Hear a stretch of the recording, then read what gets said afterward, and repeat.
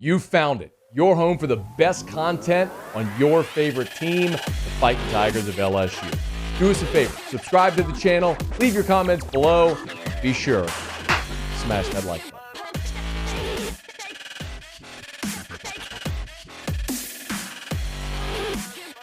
I am really surprised at this news. Demario Tolan has not announced anything on his social media. I'm refreshing right now just to make sure that I haven't missed something from Demario Tolan.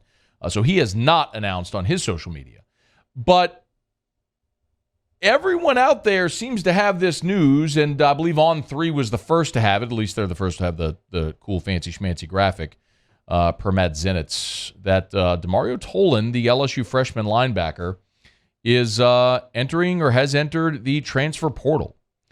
And I am floored by this news, for a lot of reasons. And this news of Demario Tolan entering the transfer portal, this news has turned linebacker from maybe a want to an absolute need for LSU now in the transfer portal. They've got to go get linebackers, plural. This is part of the reason I'm so surprised. In November, before the Arkansas game, Brian Kelly on his radio show said this about freshman linebacker Demario Tolan.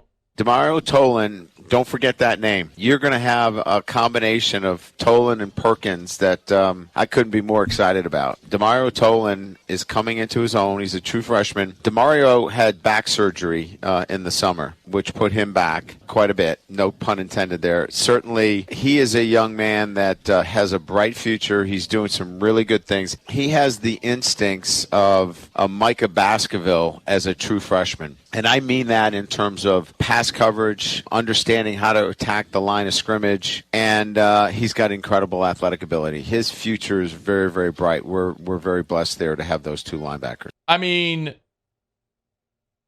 the head coach says, look, guy had back surgery over the summer. He got injured in spring, had back surgery over the summer. It set him back. He still played in 12 games this year, y'all. And by the end of the year, Demario Tolan was taking reps from Greg Penn.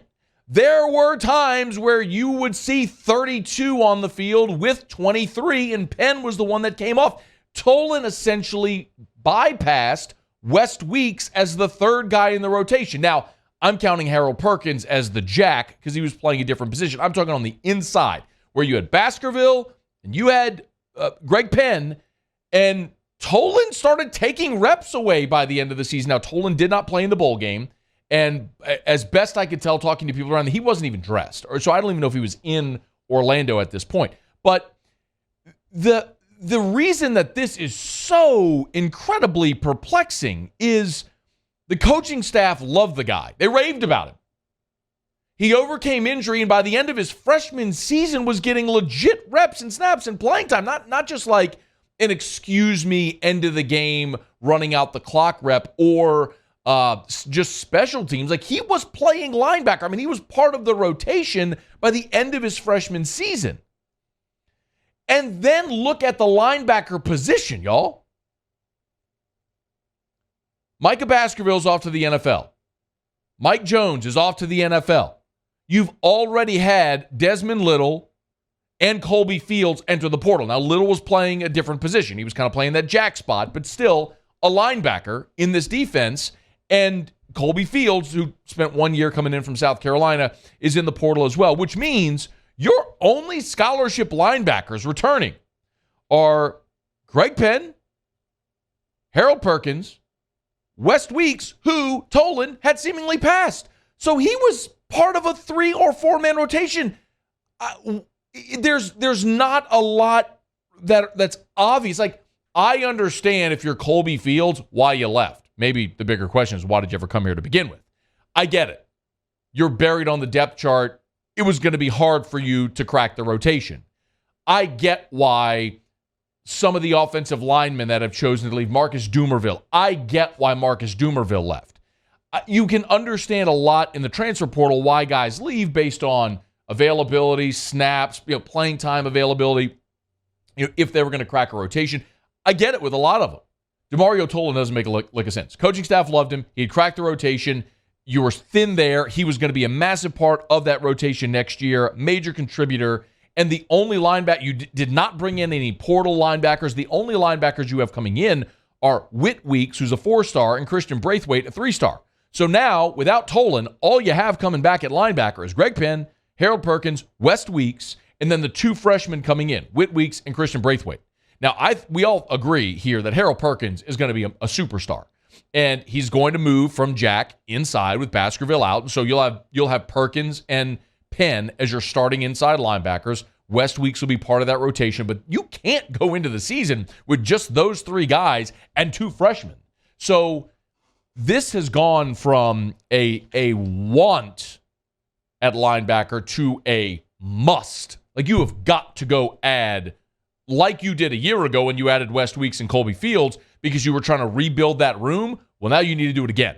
And that's unfortunate. Brian Kelly has said, look, they want to go into the portal and not get guys with just 1 year of eligibility. That was the thought with adding West Weeks and Colby Fields. You were supplementing that position with guys who knew they were going to come in and not be heavy contributors this year, but you were building the depth there. Well, both of those guys, Weeks and Fields, got passed up by the 2 freshmen, Perkins and Tolan.